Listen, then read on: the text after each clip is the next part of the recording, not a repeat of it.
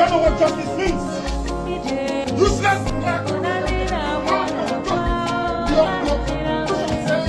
You cannot find anybody unless the law is written. Show me the law. Show me the law. I want you to talk to this. Show me the law. Don't try that. Don't try that. Don't try it. Don't try it. Don't try rubbish. Don't try rubbish. Useless people. You don't know law. You don't know law. Your own constitution you don't respect. Supreme Court's judgment you don't respect. That's why we never play. Why we never play?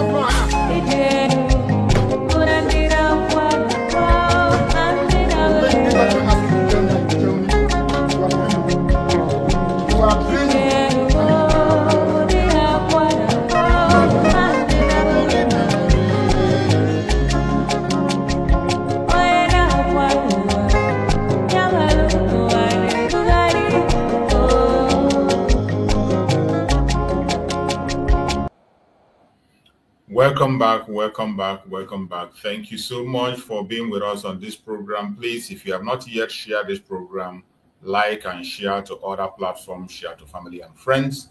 If you have not yet subscribed to the platform, make sure you subscribe. Click your notification bell so that you'll be notified each time we upload a video. Remember the topic we are discussing today. It says, the truth is out. Biafra genocide has become Christian genocide. World must act now. Free Nnamdi Kanu. That is our topic we are discussing today.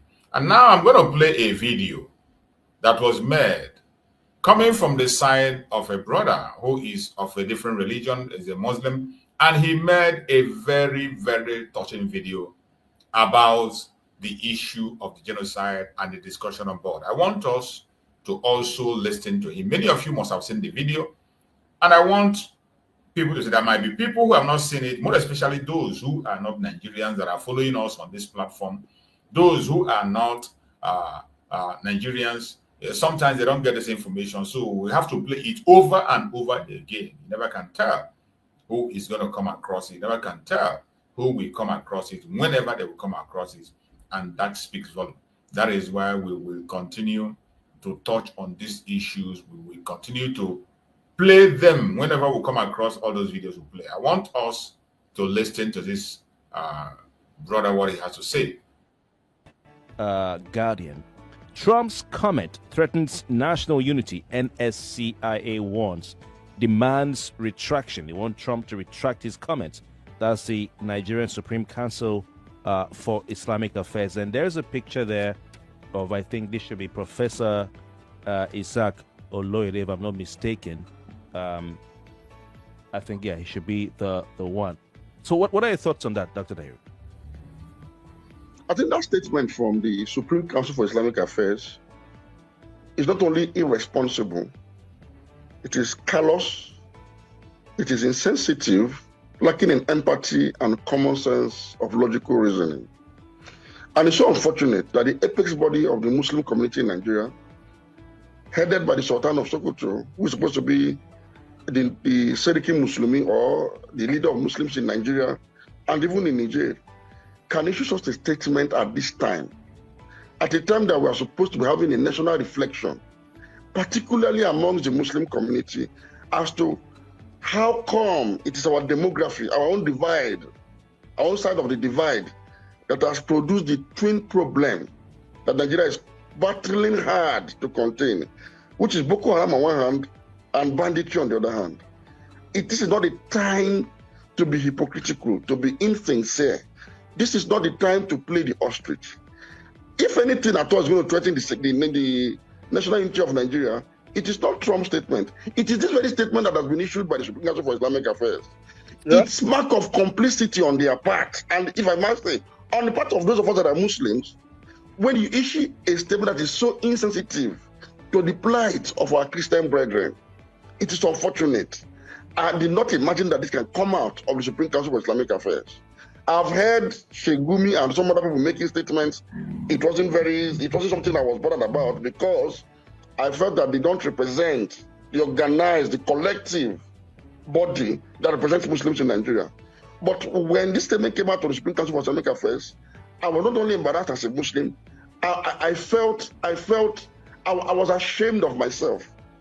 I felt that we have taken a logic, we have taken echo chamber rhetorics to the height of it, to the highest level of ridicule. And this is nothing but an image battering statement for the Muslim community in Nigeria. Trump, again, did not say he was coming to fight Muslims on behalf of Christians. He said he was coming to fight terrorists that are killing Christians. Why is the Muslim community in Nigeria up in arms against such a proposition? Are we the ones killing Christians? Are we supporting the terrorists to kill Christians? Can Muslims actually endure crusader Christian groups rising up to kill Muslims in targeted manner? Amazing is it possible question. for Muslims to sit down and accept it? Yeah. Kofi, let me give you a good example.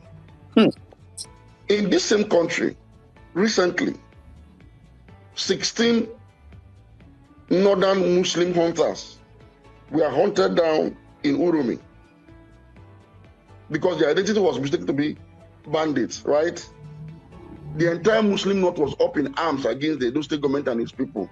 It took Opebolo, the governor of Edo, to go and practically kneel down to appease both the family, the state government, and other critical stakeholders in the North for the killing of 16 people. Okay. They not took a special exception to it.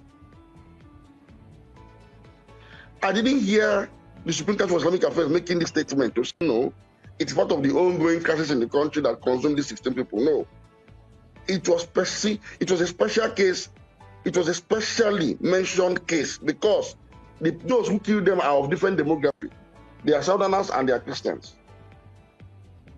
I also remember vividly when the woman Fatima was killed in Anambra by IPOB elements along with her 4 children.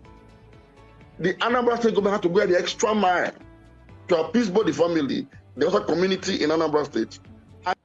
And for record purposes, this very killing he's talking about was not done by IPOB.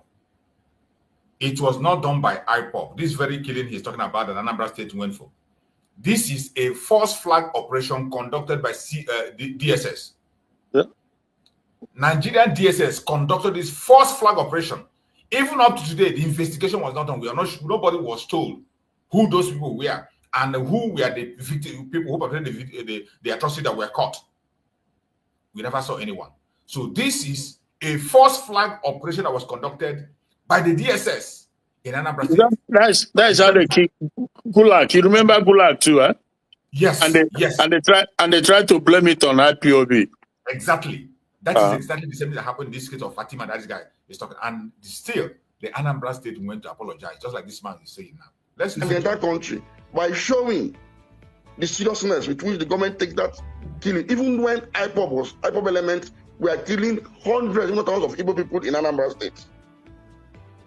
You recall, Kofi, a year or 2 ago, there was an attack on a northern dominated market in Ibadan. If you recall, when that attack happened in Ibadan, and most of the casualties were northerners, a delegation of northerners came to Oyo State to ask questions why northern governors of predominantly Muslim states, whose people were targeted, came to Ibadan to ask questions. The governors of the southwest, led by then Akeredolu late now, had to take the initiative to rein in their people, made arrests just to pacify the north. It happened in this country. All right. Yeah. Okay. So when Christians now complain that jihadi groups that are Muslim in outlook, bandits or killer herdsmen that are Muslim in outlook, are killing them, and the numbers are rising to genocidal proportion. Yeah.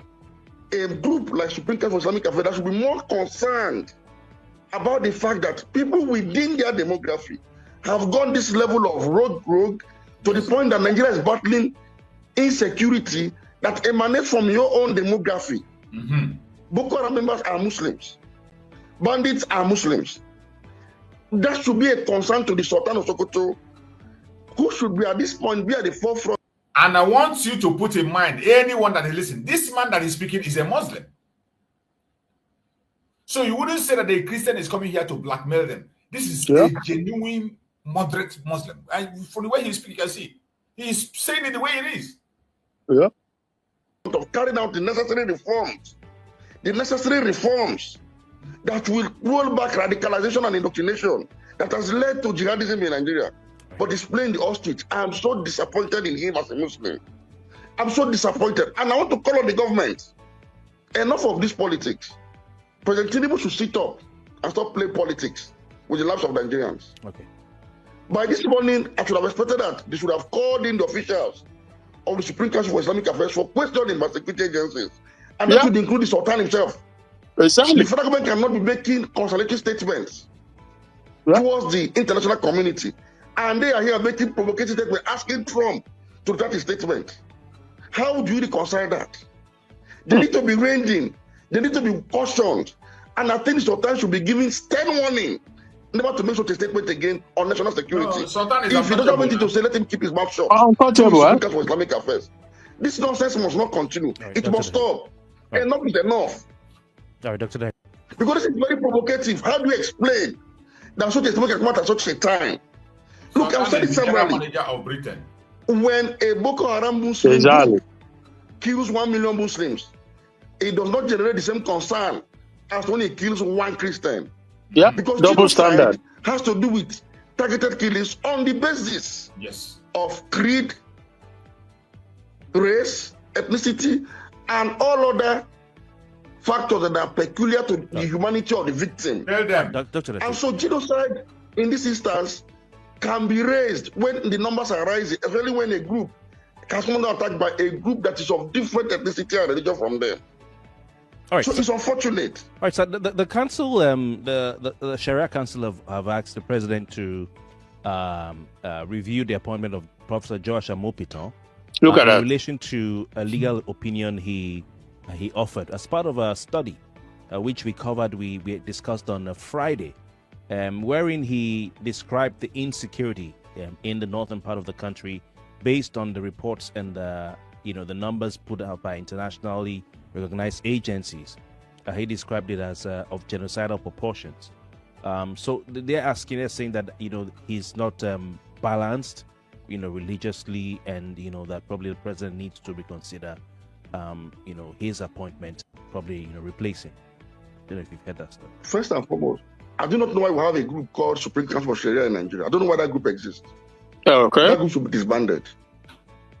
And the statements that part of that they are group operating has been irrational, provocative. As if somebody wants to plunge Nigeria into a sectarian warfare. A group that calls itself Supreme Council for Sharia in Nigeria. Yeah. When people make such statements, they will turn around and blame others for Islamophobia. These are the same groups stoking Islamophobia. Mm-hmm. When Muslims like us are trying to reflect the beauty of Islam, the peace that Islam is, it's not the humanity that's at the core of Islam, through our words, our writings, and our conduct. Yes. Groups like this will come out and make no sense of our destroy everything. They will come out gun blazing, attacking people of other faiths, making reckless statements. I mean, such a group in the first place should have nothing like National Council for Sharia in Nigeria, because I believe the government backed. You hear that? There is nothing like National Council of Sharia whatever. It doesn't exist, but they are operating effectively in the north, pushing themselves to the south by force. Yeah. They operate unchallenged in the north. They have their police, they have their army. Yeah. The problem here is that they are used to having their ways in Nigeria in every way possible, unchallenged. From not just today, from the time the British they don't care what you write in your constitution, or they don't care. From the time British handed over to them, from the time of the Awolowo and the Azikiwe and the rest of them, they are just having their way. So to think that they will go and have Sharia Isba, Sharia police, Sharia this, that is crazy. What kind of country is that? Where is Christian police? Where is Christian military? Where is Christian? None of that. None. Are you not shocked to hear from this man himself telling you that these people have been disbanded? Yeah, but they are still operating. Who? Which people is disbanded? The Sharia, whatever they are making. National Council. National Council that is disbanded in Nigeria. Who disbanded them? According to law, it is disbanded. The guy said it here now. You didn't hear him. But they are the law, bro. They are the law. That is the problem. Like a person here telling you that they are disbanded. He just said it here. But nobody's going to enforce it. Yeah. You know, when people make such statements, they will turn around and blame others for Islamophobia. These are the same groups stoking Islamophobia. When Muslims like us are trying to reflect the beauty of Islam, the peace that Islam is, the humanity that is at the core of Islam, through our words, our writings, and our conduct, groups like this will come out and make no sense of our efforts. They will come out gun blazing, attacking people of other faiths, making reckless statements. I mean, such a group in the first place should have nothing like National Council for Sharia in Nigeria, because I believe it's a government-backed group. Somebody's entering salaries from the collective participation of Nigeria under that aegis, and all they do is to use such provocative statements. So I'm starting my comment today on this matter on the fact that group should be scrapped. They should scrap that group. Then secondly, again, like I thought of the Supreme Council for Islamic Affairs, this group, this particular, the woman minister from this group should have been arrested by DSS by now. Oh. Who arrested? President Tinubu, wake up. For this will cause anarchy and chaos in this country. Wake up. What do you have to say, bro Christian? Yeah, well, same thing. Because that's why I keep saying that the move by, or the statement by Ted Cruz has to be the way to go. That is just it just has to be the way to go. This blasphemy law, since they introduced it, everything in Nigeria done dabaru. Everything. Nigeria is it has just become an evil entity, a caliphate, Taliban-style caliphate. That's what they are pushing. So the only solution is just the abolition of it. Anything other than that is a waste of time. And anybody looking at Tinubu to do anything, again, I say you are wasting your time. He doesn't have the courage and the level of self-interest will not allow him, even if he has the courage. So, because he's still looking at 2027. And therefore, he doesn't care how many people, whatever happens, how many lives buy in the process, he just doesn't care. All he does is dish out money to a group of people to carry out propaganda here and there. Buy anybody that is buyable. Come on YouTube and TV to tell you how they kill 150 terrorists, how they do this. Lie. Just keep buying time. If they are fighting the terrorists, if something is happening, we will see it. Come on now. It will happen and we will see it. So if Gumi is in Turkey or El-Rufai has run away, I don't know. That is not the issue. The point is that they need to start cracking down the whole of this Islamic Sharia law. That is a problem facing the country. And this man, I'm sure he's Yoruba man. He spoke well. He spoke from the heart. So, and he himself is greatly disturbed the fact that these people can be so audacious, so brazen. They want you. When they buy Christians, when they buy Southerners, they want you to just accept it like it's natural, it's normal. But when you touch their own, because that's the thing he talked about. I remember, not only did the governor went to kneel down and beg and promised to pay, Tinubu gave a marching order to fish them out. And not only that, again, they now had a summit among themselves. And they somehow manages to bring in some people from Middle Belt who are like Solomon, whatever. He was a minister during Buhari, that's sports. That wears military, beret. I have his video. We are going to hear from him what he had to say about the genocide. I have his video. Okay, so when they killed those 16 Northerners in Edo, they together they were in a meeting with some hardcore Islamists saying that if they don't protect Northerners in the south, that no, that they will blah blah blah, they will do this, they will do that. But look at the number of Southerners and Christians that have been by up and down. They won't even come out to condemn it. And when people talk about it, Gumi come to tell you that it's lie, that you are just burying empty caskets. Imagine. And that man is saying now that they are going to sue Gumi for that because there is another defamation, if you will. Yes. Yeah, he said they're going to sue him. But unfortunately, where are you going to sue him? Go and sue him in the ICC, not in Nigeria. Oh, exactly. So you see that this. Yeah, exactly. So it is a waste of time, and I am personally of the opinion that somebody, because Buhari is gone now to go and meet Chuko Kabiama. There you go and answer question. But this Tinubu has to. He must end up in ICC.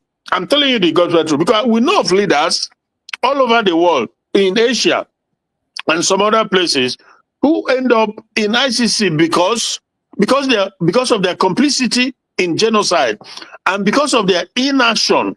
That inaction alone makes you a culprit to it. You cannot sit down. You are the commander-in-chief. You do nothing. All these things is going on. You don't do anything. All your target is next election, where people are being by up and down. So it has to be, because if you can't do it, you can't do the job, resign, walk it, get away. So that is the situation, my brother. How do you? Thank you so much, my brother. I appreciate it. Thank you so much.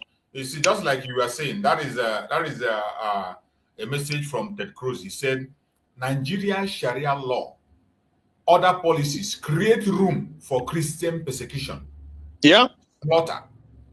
U.S. Senator Cruz. And that is the truth. That is the truth. As long as you continue to permit those different laws in a country that's supposed to be secular, you are only creating room for distraction, room for anarchy. That is exactly what you are doing. Let's see let's see what that Solomon, like you call it Solomon Lalo, or what Solomon Lalo, what he said about that genocide. Let's see what Solomon Lalo have to say about that genocide issue as we are speaking. Let's hear him. Yeah, so I was saying that it started from the realm of politics to ethnicity and religion.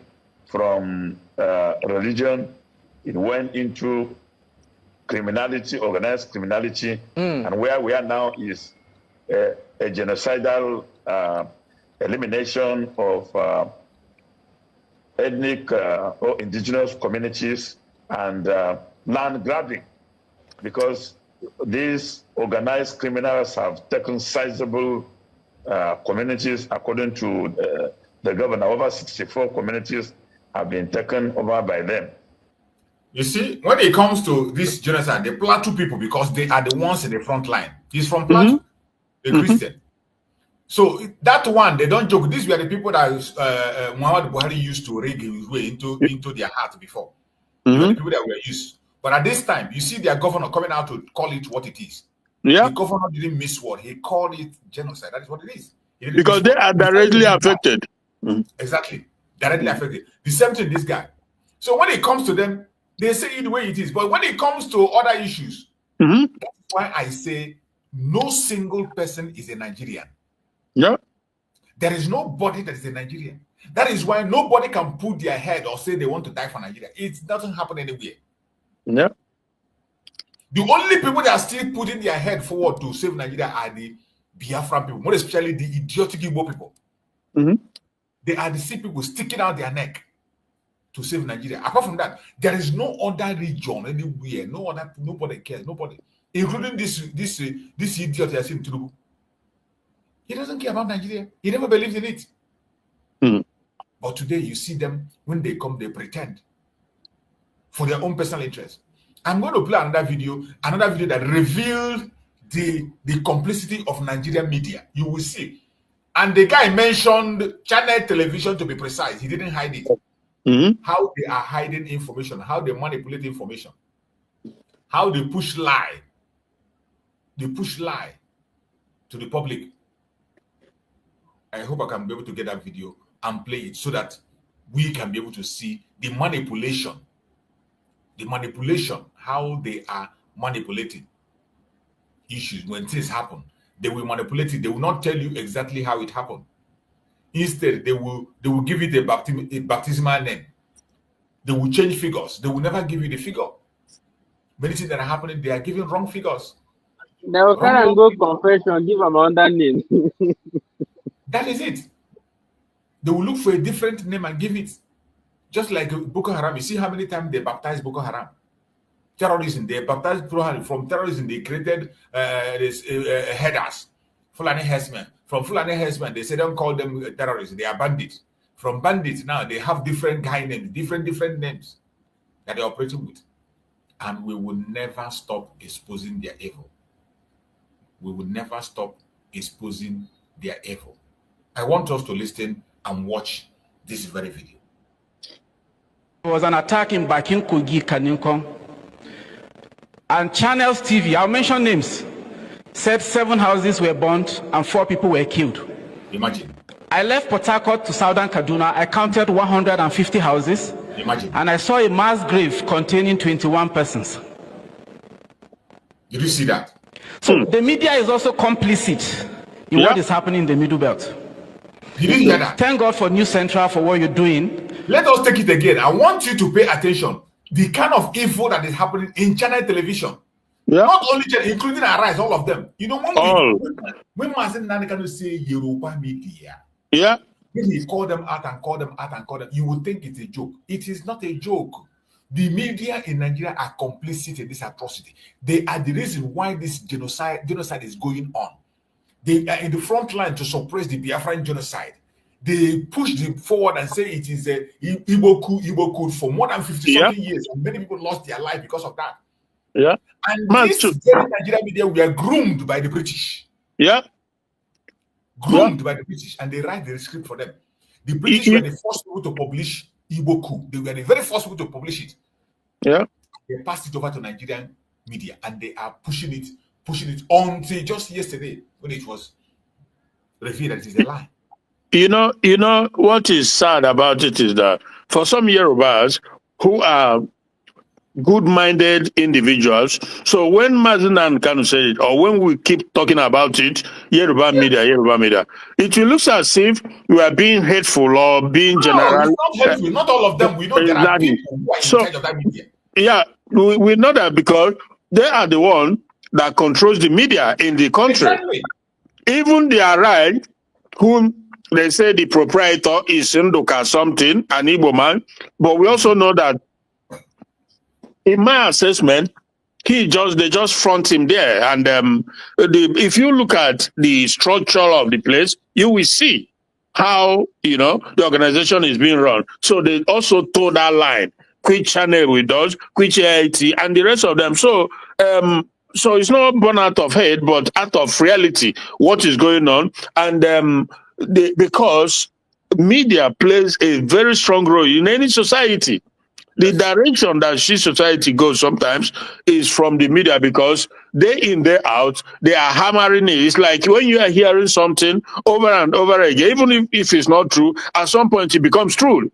So this is what they do, So this is the game because you will never see them talk about the rule. For some days now, I've also been talking about the fact that if these people are people of peace, who believe in peaceful coexistence, or if they truly love Nigeria, what they should be talking about now, moving forward, is that suggestion of Ted Cruz that you cannot have. There's no way, except you don't want peace in the country. Exactly. Otherwise, there's no how you will have a secular country, a secular society that goes and infuse Islamic Sharia law into the constitution. It's crazy. You cannot have that and have peace. Because who is going to live with such a double standard? two-tier system of government. For how long would that stay? So, but again, they will not talk about it because they will feel like it's contentious, or they will feel like it could rock the boat, whatever. But the boat is going to be rocked anyway, because for how long will, especially when people, authority like Ted Cruz, the United States government, they are already flaunting this idea is coming out. It's not going to end here. So that is the thing, my brother. My brother, it is so disturbing. It is so disturbing that I don't know what is wrong with Nigerian people. Do you know that some countries in Asia, like in Malaysia, majority of them, I can say 80% are Muslims. Yeah. They have the Hindus and they have the Chinese. Yeah. But they never impose Sharia in their capital or in the states where people are. Where people are mixed up in the secular state, they have. Exactly. Indonesia. They don't do it. Even when some of them try to push for it, the government entirely rejected it and say, mount out a secular place. There was a state that you can go. If you want to, you go to that state and remain in that state. Exactly. But not in a place where people are mixed up together. Yeah. But look at Nigeria, where it is almost, I can bet you that Christians in Nigeria are greater than the Muslims in Nigeria. But of course, Christians are more. And Christians are more. But in their own statistics, they doctor all the statistics. They try to give you numbers and face figures everywhere. Exactly. And they run with it. To push the agenda. Even though they know it's not true, but they don't care anyway. They continue to say Christian majority, Muslim majority. It's not majority. It's not. And the one brother, Ghanaian, I told you maybe last week ago, he said that there is a line, that is like constitutional line drawn, that nobody, because Ghana have Christian, they have Muslims, but that there's that line you can never cross. Nobody should cross it. But they cross it in Nigeria. This Obasanjo, evil bunch of people, because he is an agent of the colonial master. Obasanjo is evil. He allowed it under his nose. Obasanjo watched and did not, and they introduced Sharia law into Nigerian constitution. And he pretend as if like, they let them do it. It's like, these are evil bunch of people. Obasanjo, every time pretending like he's a saint. That is what he does. But under his watch, Nigeria, all this destruction came upon Nigeria. The Sharia law. This Ghanaian guy say, you dare not. And he said that in Ghana, you cannot have a Muslim or Christian, because they know how the system, the structure, the mixture of the different race and religion. So you have to be able to draw. But in Nigeria, they cross all the lines. The Fulanis has crossed. They've just breached every boundary. Incredible. They don't care. In 2017, for instance, there was an attack in Bakin Kogi, Kaninkon. And Channels TV, I'll mention names, said 7 houses were burnt and 4 people were killed. Imagine. I left Port Harcourt to southern Kaduna. I counted 150 houses. Imagine. And I saw a mass grave containing 21 persons. So the media is also complicit in what is happening in the Middle Belt. Thank God for News Central for what you're doing. Unfortunately, you are very young. You started in 2017 or thereabouts. But these atrocities have been going on for many years. Before I founded Middle Belt Times, let me tell you why. I was writing for various platforms. And sometimes when I write my stories, they will tell me that these guys are not terrorists. They are unknown gunmen or they are bandits. And one day I spoke to an editor. I said, look, sir, don't publish my story. And in 2019, of course, because if you must speak the truth as a journalist in this country, then you must be ready to face the consequences. 2019, I spent 162 days in prison for my uncompromised reportage. Okay.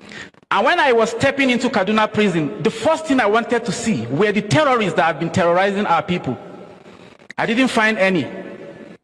The few I found, including the ones who killed the Agwam Adara in 2018, they were looking better than me, that was coming from outside in the prison. Did they hear? As of today, I don't know their whereabouts. They may have been released, because I remember meeting a certain Adamu in Kaduna prison who told me something. He said, look, he was arrested for illegal possession of firearm. That's a capital offense. The security agents are no longer here. I heard somebody talking about the judiciary. It's a compromised judiciary. Okay. It is. When I got to prison, I saw a lot of young men from were killed. Let the world hear it and hear it again. You see, when Mazen Nnamdi Kanu speak, they will say it is Mazen Nnamdi Kanu. Now you see somebody. Capital offense. You see somebody talking. Yeah. This is the same fate Mazen Nnamdi Kanu is facing in their court today. The same fate Mazen Nnamdi Kanu is facing in their court today. Nigeria, every aspect of Nigeria is in a mess. Compromise, Paul. When we say Nigeria is a failed state, it is not a propaganda. It is not born out of hate. We are not saying it out of pride. It is a reality. A reality that you can see even in their own conventional media. Every single evidence we are bringing here, is it not from conventional media? All the video I play here, they are from the conventional media. But one thing they do is that when it comes to these people that speak the fact, you cannot see that video more than once. Yeah. They suppress it. By chance, when those people have the opportunity to speak only once, they will never invite you again in that station. Yeah. They will never invite you again. But look at the kind of people they invite. Gumi, almost all the television stations in Nigeria were advertising Gumi. Yeah. They were all advertising a terrorist. And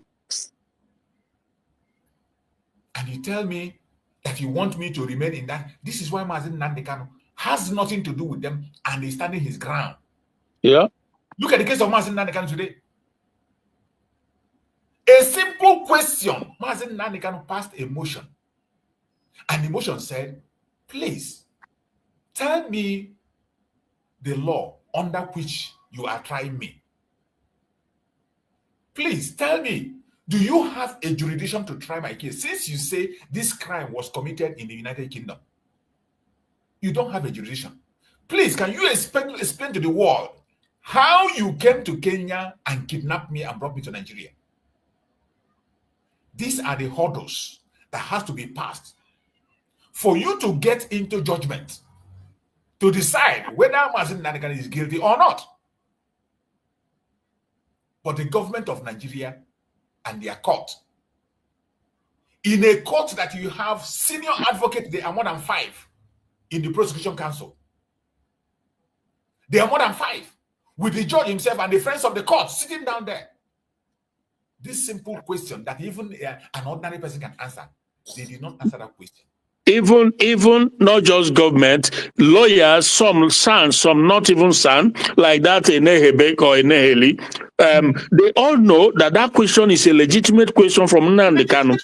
Come and tell me, in which law, under which law are you trying to, and they come out to say that he is not ill-advised, he's not well advised, that I heard that Enebeli guy say something similar, that he ought to enter blah blah blah, seek but they all know, they know that again that question is legitimate. There has to be entered that they are going to tell him at the end of is that trap? Yes. A very big trap they set for him to allow him to make that mistake. Yes, so that when he fall into that trap, now they will now convict the person, then they will now ask for pardon, then they kill your agenda, they just shut you down. That is what because these are a bunch of evil people, because they know the truth, but they don't want the truth. They know that the man has that inalienable right, to self-defense and to self-determination.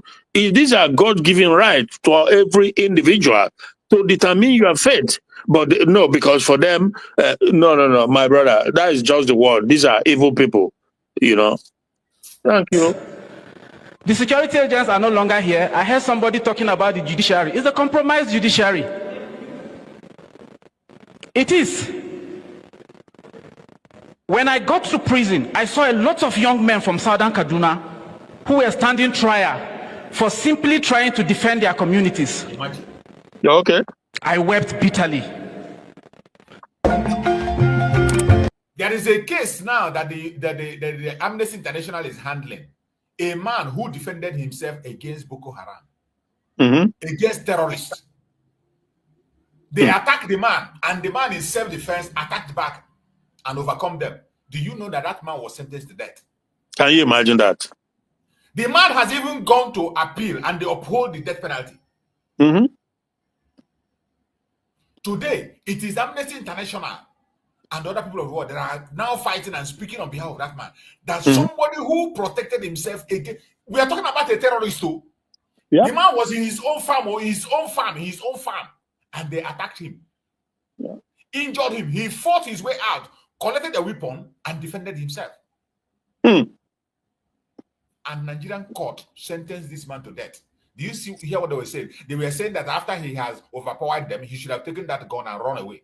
Can you imagine? Madness. Yeah. The judiciary, the Nigerian judiciary is a laughing stock. It's not, no. It's a shame. And it's good. These things are coming out. Let the world continue to know. This case I'm talking about is everywhere in the media. It's happening now. Yeah. The man lost the case, went to appeal, he lost again. They condemned him. Yeah. They condemn him. He only have one chance again. After this one now is going to go. After this one, the next thing they would do is to take his life. Yeah. For defending himself. You can imagine. This is where they want you to be. This is where they want you to be. This is what they want you to promote. This is what they want you to support. You can imagine, how can any sensible person on this planet Earth in 21st century continue to allow himself to be part of this kind of madness? For me, I just thank God that a country like US that they are speaking out now, because left for our so-called, politicians, all these impostors you call governors, they are our worst enemy. They are our worst enemy, because is it not the Uzodimas of this world who and some other ones that they want these marauders from Sahel to come and mix up amongst us and to become one of us. Uzodima was saying that if any of them marry Igbo person, he will pay their dowry. So what does that mean? So people who, first of all, they are not Nigerians. They were illegally brought into the country, and you want them to just kind of like, with their violent nature, with their antecedent, we know how they, again, if these people were peaceful, law-abiding people who believe in peaceful coexistence, that would be a different story. But they are not. They are not. They simply cannot let you be. They want to take your land. They want to take your life. They want to impose their religion on you and impose Sharia. This is what they do. This is what they want. And you cannot do anything about it. The only way you can do is stop them before they stop you. Now, then we have governors, politicians who are encouraging it. Usoludo is another one of them. That is where I always question, his ethnicity. I keep questioning it because everything they do points to a direction that you can't even begin to. Who are these people? Soludo, they are there. There is a place where they have a camp. In Anambra, he will not do anything about it. Rather, he will face the Biafrans. Innocent Biafrans. Telling the world that they are Christians to killing Christians. Can you imagine that? And it's not true. It's simply not true. Because we know the infiltration of these Fulanis that they brought into the place. Some of them have been there for years. Some of them speak Igbo better than even you, who is Igbo.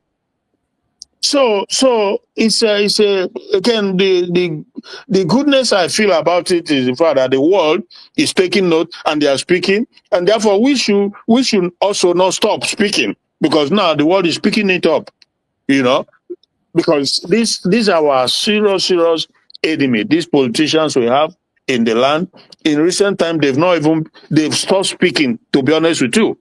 Even I used to think that some of them will be coming out now, but it's like they just hands off now, completely hands off. You know, Ugo Chinyere. And so many of them, you think that they will be also be pushing. It's crazy, my brother. It is sad. That is what Nigeria, the lawlessness of Nigeria is everywhere. And yeah. One thing we know that nobody can be in Nigeria and fight against Nigeria. No, you can't do it. You can't be in Nigeria tell me you're an activist. You are just a pretender. Let us watch the latest lawsuit of Nnamdi Kanu against the Nigerian criminals. The latest lawsuit. Nnamdi Kanu, this is the FCT High Court, Abuja. So, Nnamdi Kanu has filed a 550 million naira suit against the Nigerian Medical Council and the 10 medical doctors that conspired and issued a fake medical report against him. And the court ordered that they should examine Nnamdi Kanu, but that they never did. So they went to wrote what they call medical report, and it was that medical report that made the court to refuse Nnamdi Kanu's bail. So based on that, we have written to them, and they did not show any remorse. So we have filed a suit against them. It's 550 million naira suit against Nigerian Medical Council and other medical doctors. So that is the position. That's and God bless you. You see, when we talk about the decay of Nigeria, it is in all levels.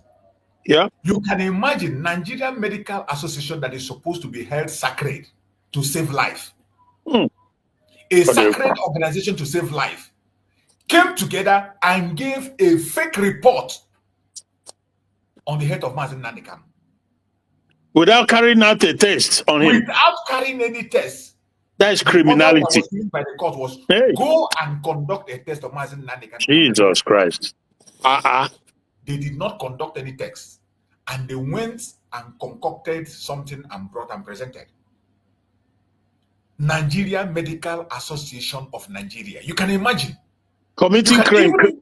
We are crying of the judiciary. We complain of the legislature. We talk of the executive. Now, Medical Association of Nigeria that is meant to save the life of the innocent, the ordinary people, came together, presented a fake report.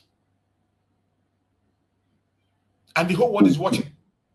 And in the midst of this fake report, based on this fake report, Nigerian government want to pass a judgment on the 20th. And the whole world is silent and watching. The only thing that is going to happen on 20th is Nigeria on trial, not Nnamdi Kanu. Yeah. The only thing that is going to be judged on the 20th is Nigeria itself.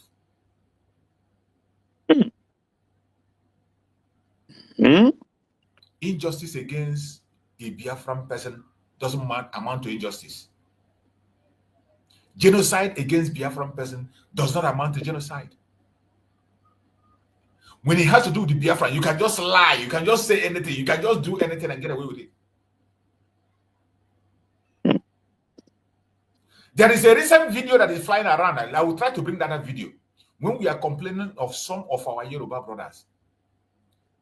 When Nnamdi Kanu mounts the microphone and he said, if you are going to a Yoruba church, you are an idiot. Some people thought it was out of hate. It is not out of hate. Yeah. It is because of the attitude of some of them.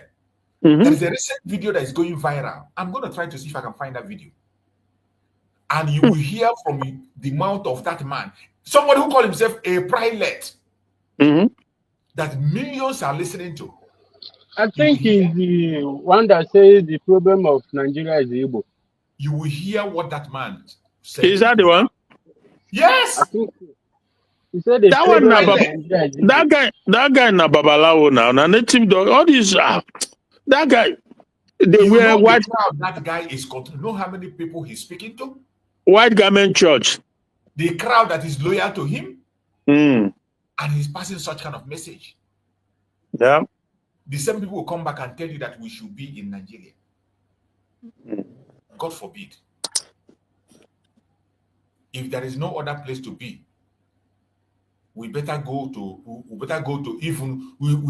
another planet and stay, not in Nigeria. He said that Igbo is the problem with all this terrorism, the killing of Christians everywhere. So he's putting it on Igbo. Because I don't know if it's the video I saw from him some months ago, maybe a year ago. I don't think it's recent. This one is not months ago. We are talking about the latest. It's just recently. Because I even hear one. Try and get the video. Okay, if you get it. Is it Fulani guy or Fulani lady or something like that? He even say the same thing. This is a wake-up call for everybody, most especially Biafrans. Those people that want to die for Nigeria. They are saying one Nigeria, 2027. The 2027 that is not coming. And if you go to their church, you see Biafrans jamming full in that place. Oh my God. I don't know. I don't know really. How can you be patronizing your enemy? You know that somebody is trying to destroy you and you are still patronizing them. I don't get it. You know, not all Yorubas, but again, we have to continue to say like it is, because if you are the one doing it, so it is what it is then. Because it's not all of them, some of them. Yeah. Some of them, good number of them. It's so sad. Yeah, but for a very long time, this thing has been kind of covered. But the presidency of Bola Ahmed Tinubu have exposed so many things. Yeah. That they can no longer pretend. They can no longer pretend that it is not happening. They can't pretend that it's not happening. You said that they have tried to pretend about it for a long time. Not anymore. Igbo is the problem. While the leadership of the country, the presidency, the highest position in the land, has been back and forth between the Yorubas and the Northerners. The Igbos are put on the sideline, and you turn around. It doesn't even make sense. That is just evil, pure and simple. You know, because we know in Nigeria how it goes. When you're a president in Nigeria, regardless how you came in or how you become a president, once you're a president, you are like a god. You can do and undo. Whatever you said goes. You can remove a sitting governor, a governor that was well democratically elected, voted for. You can remove him. You can do. Everybody bows and worship. Look at what Wike is doing, just because Tinubu has his back. That's not the video. I'm just trying to say. Go ahead, my brother. Sorry, I'm trying to get the video. Yeah, you know. So that's the deception that people have to watch out for it. The deception, because we know, at least since my lifetime, you know, an Igbo man has never been the head of the country. Never. So how can you turn around and say that they are the problem? So somebody saying that, you can clearly see the level of evil there, because, yeah, if it's not Northerners, it's Yoruba. These are, again, the three major ethnic groups that make up the country from the inception, not until they now bring in Fulani, but originally it's three. But it's only two that has been in charge since our lifetime, over 5 to 6 decades now. You know, so anybody saying that it's just being deceitful is just not true, because look at what Igbos are suffering all over the place. So they look at the marginalization, everything. They can build in the north, they can build in the southwest, you know, but they will stop it from happening in southeast, in the entire Biafra land. They don't want, especially this Tinubu guy. He's another one looking at it from an angle of a rip-off exploitation. He doesn't want anywhere in Biafra land, be it south or southeast, to have a functioning seaport, so that all the money being generated will be in Lagos. He doesn't want, and they put all these things. They put it in is it not concurrent? They put it in there's this legislative list where it's only the president, the executive, can issue license for it. So these things are very deliberate, what they are doing. If there is no marginalization, then tell me what it is. It's just crazy. It's absolutely crazy. But the only way out, we know the only way out, because you can't be in one country with people that hate you so much, expect you to swallow everything they throw at you. Then that is okay. Then so it's not gonna. It won't work. It just can't work. That's not gonna happen. It never. It's not gonna happen. Not with us. Yeah. They can continue to try as much as they can to manipulate and push those lies and those fake unity they are preaching. We are no longer sleeping. We have slept for a very long time, and finally we are awake. The kind of atrocity they are pushing against us, the lies is so much. It's so much. How long are we going to continue to pretend all is well? How long? How long are we going to continue to pretend that everything is okay? Huh? We thank God for the social media, my brother, because what social media has unpacked, the level of evil that goes on in Nigeria. Let me tell you one thing media that you don't know, that this government did not know. I've been saying that's the video. Let us pay attention. Let's hear what this man had to say. These are the kind of people. It is because of people like this that Nnamdi Kanu said that if you are going to a Yoruba church, you are an idiot. Yeah. Because of the people like this. I want you to pay attention and hear what this man vomited in his mouth. There may even be. Let me tell you one thing that you don't know, that this government did not know. I've been saying it though. Watch out, ethnicity and religious crisis. Watch out, ethnicity and religious crisis. Right? The Igbos, they are tired of this world called Nigeria. Hausa is not the problem, but the Igbos. Any Igbo can go against it. You can lambast me. You can. He said that Hausas are not the problems, but the Igbos. Hausas are not the problem, but Igbos. Listen to him. First, he said that Igbos are tired of. That is when he's coming. Where he's coming. He started with Igbos are tired of this country. For that one, we are tired. That one is not a. It's a fact. Okay. 1967, we have been tired. Exactly. It didn't start today. That we are tired is not a story. Listen. Let me tell you one thing that you don't know, that this government did not know. I've been saying it though. Watch out, ethnicity and religious crisis. Watch out, ethnicity and religious crisis. Right? The Igbos, they are tired of this world called Nigeria. We are tired. Hausa is not the problem, but the Igbos. Any Igbo can go against it. You can lambast me. You can insult me. It's not my business. It gives me courage. It gives me more glory and blessing. Your insult. Igbo. They are the problems of this country. They are desperate of power. Did you hear that? Did you hear that?